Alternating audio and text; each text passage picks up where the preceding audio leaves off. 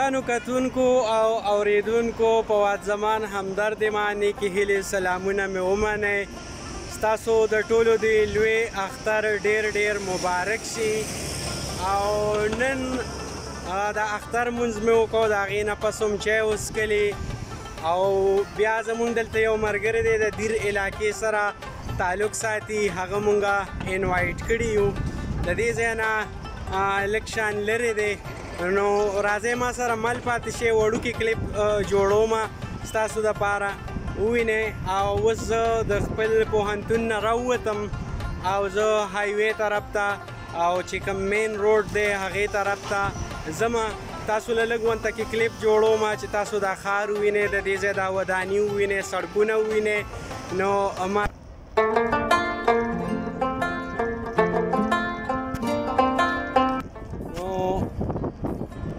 بس بسم الله مو کړله، راووتو او د درې څلورو ورځو نه لګیا وو ټلیفونونه به یې کول چې یاره تاسو به راځئ د اختر په ورځو او ګپ شپ به لګوو، د ماسپښین روټۍ به زما سره خورئ. نو بس اوس مونږ ملک طیب روان یو.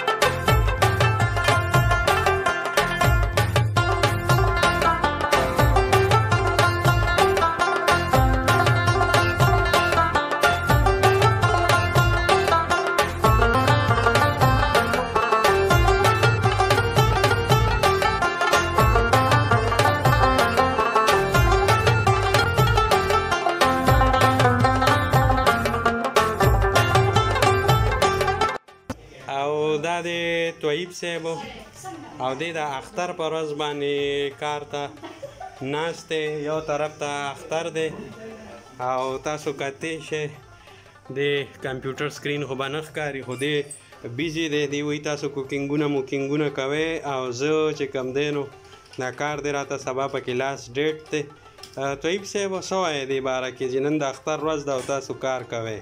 یاره بس د مسافرو دا اختر یې بس پروفیسر راته نه ویل راښکاره چې دا سبمټ کوو. ښه جي بس په هم باندې اختر بس یاره جلا شي.